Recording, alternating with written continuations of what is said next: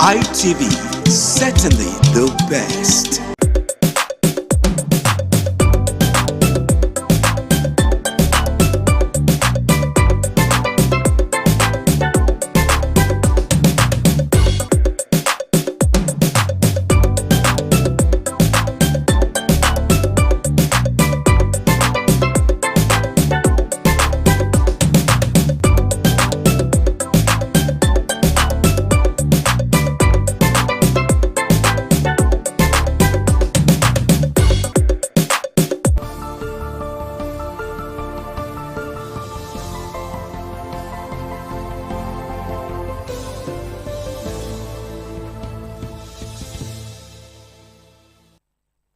A very good morning to you. Welcome to the AM News on Independent Television.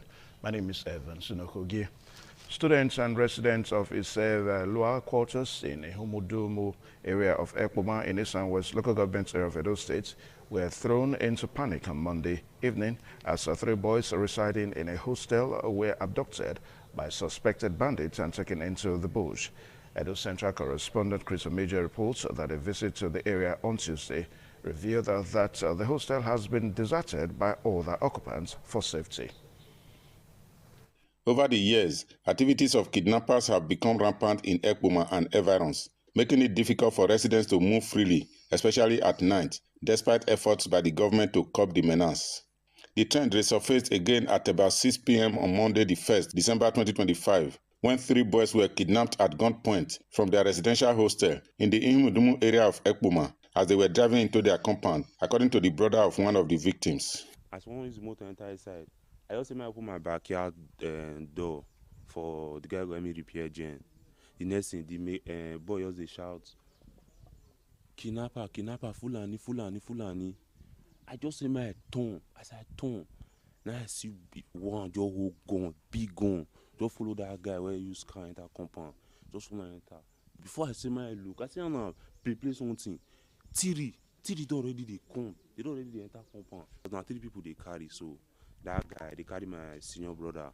Still carry one guy. This guy, one guy they up.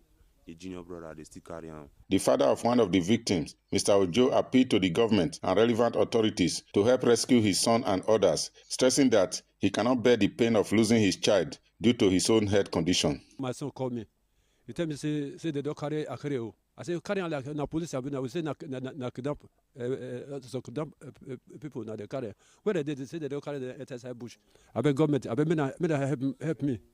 My son goes to sleep for side bush. My son goes to sleep for side. Me I go sleep for side. Yesterday I don't sleep. Me they help us for other children. No, I never know where I did. I know where before. Residents of Ihumudumu, who decried the recent surge in kidnapping incidents in the area, also appeal for adequate security measures to protect lives and properties. We cry for governor, may come rescue, may help us. He get the power to rescue us. Meanwhile, the abductors are yet to make any contact. At the time of this report, Edo State Police Command is yet to issue a statement on the kidnapping at Ihumudumu Ekpoma. In Ekpoma, Chris Omeje, ITV.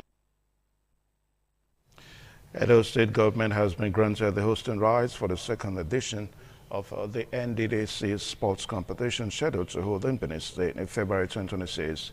The state governor, Senator Modo Webolo, while accepting the hosting rights, appealed for the intervention of NDDC in the rehabilitation of road infrastructure across the state. Government House correspondent Kingsley Uchegbu has the details. It's a historical moment for Edo State as Governor Monday Okpebholo received the right for Edo State to host the 2nd edition of the NDDC sports competition scheduled to hold in Benin City in February 2026. Managing Director NDDC Chief Samuel Buku said Edo was selected among the 9 NDDC states to host the competition after is using sports as a tool to promote regional unity. When we looked around, we felt we have to come knocking on Edo State. Because, Your Excellency, your state have also done very well by having good sports facilities. And when we looked at the facilities, we felt coming to Edo State, we might not have too much work to do. Governor Bolo, while accepting the hosting right for the second edition of the NDDC sports competition, pledged the commitment of the state government to partner with the NDDC in ensuring a successful hosting of the competition. He commended the improvements in the NDDC since the assumption of the 7th governing board led by Chief Samuel Obuku, especially infrastructure upgrade at Usain Polytechnic, internal roads in Ambrosalu University, Eboma, the Auchi Igara Road on the Benin-Abuja Highway, and other interventions across the state. You have chosen the right state. We are not just heartbeat. We have what it takes to win every sport.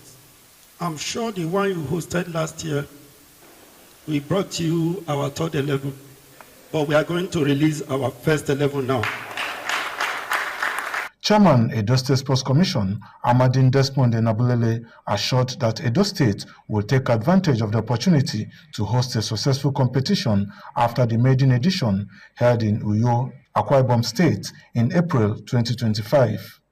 Kingsley Uchebu, ITV News.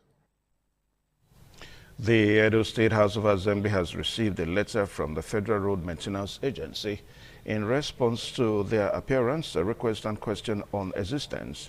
Assembly correspondent Joy Obaisiagbo reports.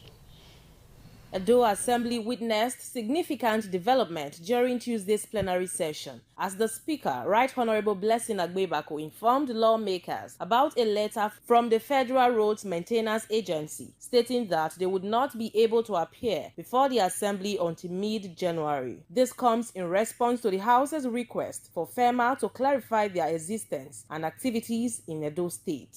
I just want to inform the House that we received a letter from them. That letter, that the agency will not be charged today to see us, that we should give them a date in the middle of January, that as a house represents our constituencies and want to live. We must instruct those who are in charge to give good living, to make our people comfortable, to remind them of their duties if they are not acting up to their duties. That is what we did. And the second letter to say, we will not be charged today, and we should give them the middle of January. By this letter, it means that FEMA is still existing. FEMA is still existing. If they are not existing, they won't reply to it. We can't know that they are still existing. Who waits the middle of January? So thank you very much. Let me it's very house. From Benin, Joy Obaisiagbo, ITV News. In a renewed demonstration of representation and community engagement, the member representing Ovia Federal Constituency, Right Honorable Mosede, across critical locations within her constituency on Sunday, including Iyowa community, Ovia Bridge, and the University of Benin. According to Right Honorable Mosede, the visits were aimed at addressing rising issues and reaffirming her commitment to tackling security, environmental and infrastructural challenges affecting her constituents.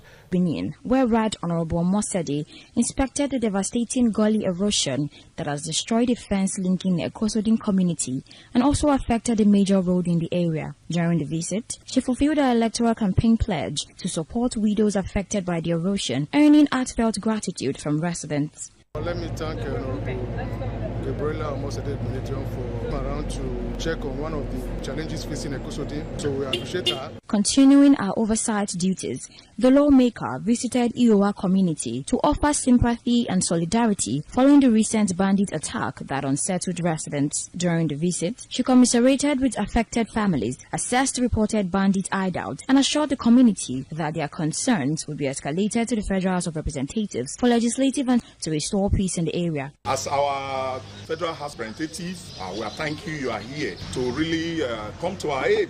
Personally, I believe your presence here is going to change our life. So Thank you very much, ma'am. The lawmaker also carried out an inspection of the Ovia Overhead Bridge and River, a corridor of recurring concern for road users and nearby communities. Honorable Mosede, responsibility and dedication to the people of Ovia Northeast. I had to come back home to come and see those issues, and of course to get proper pictures taken with, ensure that when I go back to give a report and follow up on it in Abuja, that I'll be able to give concrete evidence showing environmental damage that's taking place. Edo State is not isolated in what is transpiring across the whole country. I know that the president is doing everything he possibly can. My state governor is doing a tremendous job. He has taken it upon himself to implement very draconian measures when it comes to anyone caught in these acts. From Ovia Northeast, Jola Diljo, ITV News. Away from that now, independent television and radio have creative industry and supporting the growth of the film sector in Edo State. The commendation came during a courtesy visit by the Association of Movie Producers, Edo State chapter, to the management of the station at its corporate headquarters on Airport Road in Benin City. Ofuria Neto reports. Chairman of the delegation and appreciated ITV Radio for its long-standing support to Edo filmmakers. He said many Nollywood careers were nurtured by the station and noted that the association seeks stronger synergy ahead of its annual events to honor astounding contributors to the creative sector. Managing Director, Engineer Elvis Obaseki, with his impact in the industry which have been felt by us, we saw the need to award him as one of the outstanding people that have stood with our association and organization over the years. Responding, the Managing Director, ITV Radio, Engineer Elvis Obaseki, who described the Nollywood as his primary constituent, reaffirmed the station's openness to collaborations, content partnerships, and monetization opportunities. And I'm happy now that we can now stream and make money from digital and social media sources. Your movies are on different folders. If you don't have most of them on YouTube, we will look for a way to gently monetize them. Also speaking, the Provost of the Directors Guild of Nigeria, Edo State Chapter, Andrew Sawawu, appreciated the management of ITV Radio for what he described as an open door to the future. Thank you for giving us this another warm opening. Bring your content to give you a window to do more things. We thank you so much. It's doors to the future can be open, and you just opened the one right now. Among management staff present were the Executive Director of Finance and Administration, Lady Celerina Ujomo, the Director, Independent Radio, General Manager, Program Division, Dr. Sonny Duke Okosun, among others. From Benin, Ofure and Neto, ITV News. Nigeria's premier private university, Igbinedion University Okada, has held its maiden edition of induction and oath-taking ceremony for newly graduated engineers, marking a significant milestone for the new graduates. Pius Nsogo reports that the event was filled with excitement and gratitude as the inductees, parents, and the university management expressed their appreciation to God for a successful ceremony. To be accountable for my actions and decisions. Presented by Engineer Stanley Abohi, administering oath on the inductees, therefore crowning the graduates' years of hard work and dedication to their studies. The Vice Chancellor, Igbinedion University Okada, Professor Lawrence Ezemoye, described engineers as master architects of tangible progress and urged the new graduates to uphold the ethics of their profession and contribute to the growth and development of Nigeria. We are releasing another chunk of well-trained engineers that will join other engineers in the nation to provide lasting solutions to our daunting challenges. In an induction lecture titled The Strategic Roles of Engineers in Advancing National Development Amid Insecurity, described engineering as a special calling to build, construct, and create. We have the talent, we have the potential, and through deliberate engineering leadership, we can shape the future as we desire. Earlier, the Dean, General Abdulsalami Abubakar College of Engineering, IUO, Professor Roland Azinke, said the future of the inductees is bright. He urged them to step forward with confidence, adding that IUO stands proudly behind them. The president of Koran, Professor Sadiq Zoba Abubakar, was represented by Professor Sonny Onohaibi. Today's event marks a defining moment, one that transforms our graduates from students of engineering into professionals prepared to take a place in society as creators, inventors, and nation builders. Out of the 61 graduates, 16 were first class, a testament to Igbinedion University's commitment to academic excellence and its mission to produce well-rounded graduates who can make a... Thank my supervisor, my lecturers, the VC, the chancellor himself. So it has all been God, and it has all been a mixture of everybody's effort. It's not just my effort. Coming out top in my class, I'm grateful to God. I'm grateful to my parents, my lecturers, and the school in general. Thank you, College of Engineering. I want to express my gratitude to the Chancellor of this university, our domain, this great citadel of learning. And I want to assure you that we have benefited immensely. The induction ceremony was not just a celebration of the graduates' achievement, but also a reminder of their responsibility to serve humanity. From Igbinedion University, Okada, Pius Nsogo, ITV News. Against the backdrop of growing concerns over environmental pollutants and rising toxic exposure across communities, experts say Nigeria must step up its response to genetic-related health risk. This came to the fore during the 2025 6th National Training Workshop and Conference on Benin.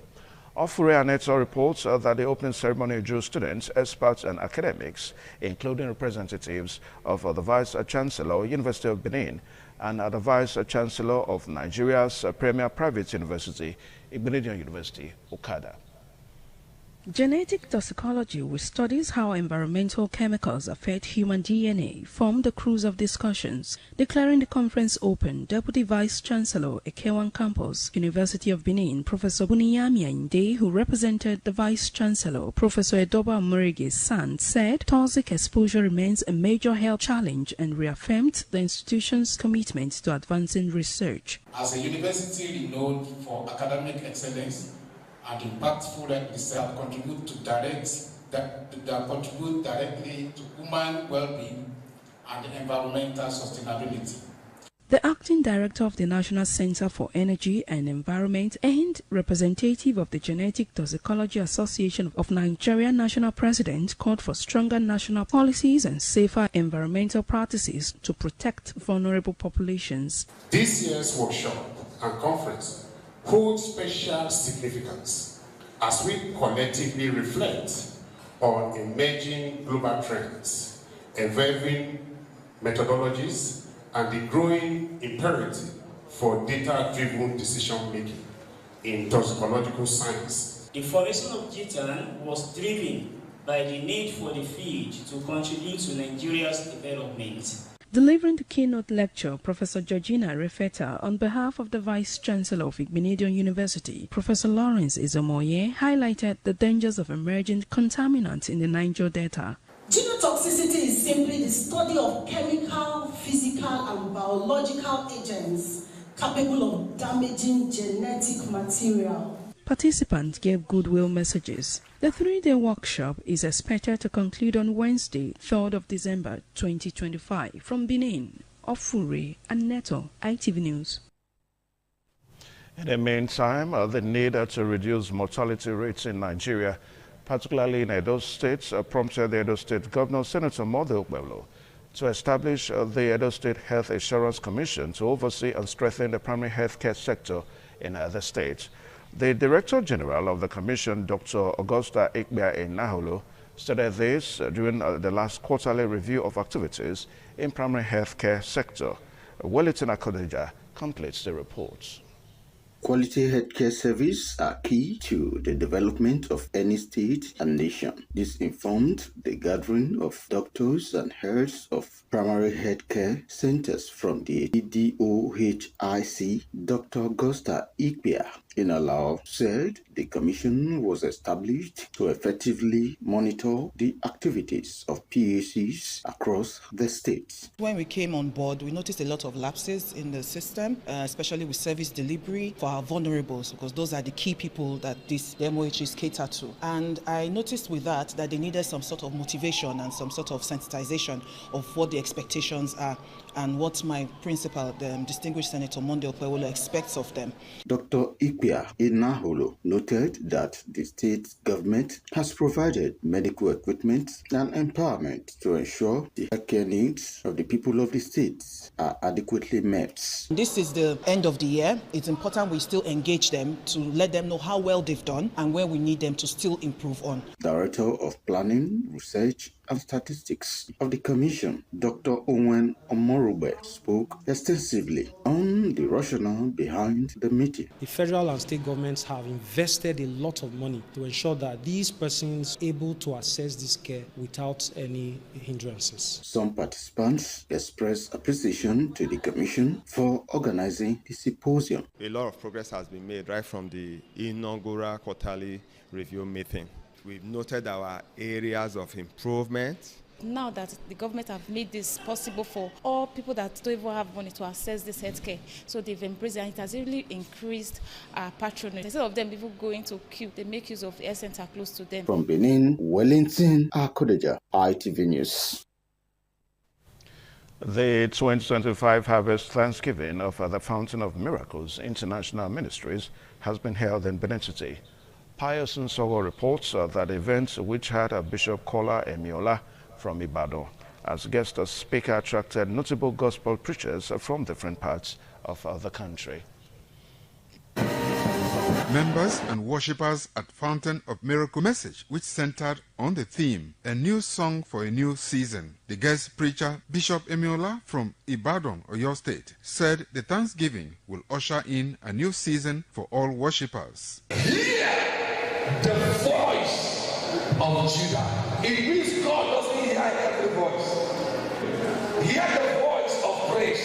Whenever praise come up, hear that voice. The host pastor, Reverend Ken Osarikoy, was full of appreciation to God for what he called God's unfailing love towards the church. He offered prayers that members and worshippers will receive abundant blessings for being a part of the Harvest Thanksgiving. Others also commented on the success of the ceremony. All the power of darkness that were contending with you, I saw that God opened the ground and he swallowed them. So shall it be. Like what the preacher talked about, he said by the faith and the prayers rendered by the harvest, 2026 will be a better year for them. It's good for us to thank God for what he has done, for the great thing he has been doing, and continue to do it. We are grateful for all that God has done all through the year. And for the new year that is ahead of us, we are thanking God ahead. At this time next year, we will be here as well to celebrate them in good health and with thanks unto the Lord. I'm very, very grateful unto God. God has been so wonderful in this ministry. Since we started this ministry, we have never seen a better yesterday. It's always from glory to glory. The celebration of the 2025 Harvest Thanksgiving also afforded members the opportunity to celebrate the goodness of God in their lives and that of their families. From Benin, Pius Nsogo, ITV News. The Benin Traditional Council has insisted that Ogbeson is a quarter in Egosho-Dinebudin village in Ovia Northeast local government area of Edo State. This is contained in a letter signed by the Secretary of the Benin Traditional Council, Frank Irabo, in response to a request by the legal advisor to Egosho-Dinebudin village, Sir Edward Abangbe of Abangbe Law Firm. Irabo stated that the decision on the status of Ogbeson as a quarter in Egosho-Dinebudin was stated in a letter dated 4th November 2021 where the Ojionwe of Igoshu Dinebudi was mandated to oversee all the quarters filmed by the palace on 4th November 2025, when both parties appeared before the chiefs in the palace. And still on the AM News now, Osun State Governor Ademola Adeleke has formally resigned from the People's Democratic Party, the political platform under which he rose to prominence as senator and later governor. The governor announced his decision in a post on his official X handle late on Monday, attaching a copy of his resignation letter dated November 4th, 2025. The letter was addressed to the PDP chairman of Ward 2, Sagba Abogunde, in a then North local government area of Osun State. In the letter, Governor Adeleke cited the ongoing crisis within the PDP's national leadership as the reason for his departure. The governor expressed gratitude to the party for providing him the platform to serve, first as a senator representing Osun West between 2017 and 2019, and later as governor of the state. The attached letter indicates that the ward chairman had received the resignation on November 4th, 2025. However, Senator Adeleke did not disclose the political party he intends to join following his exit from the PDP. And with the story now, we're in the news this morning on your television, Independent Television. My name is Evan Sunokogie, thanking you for watching. A very good morning to you.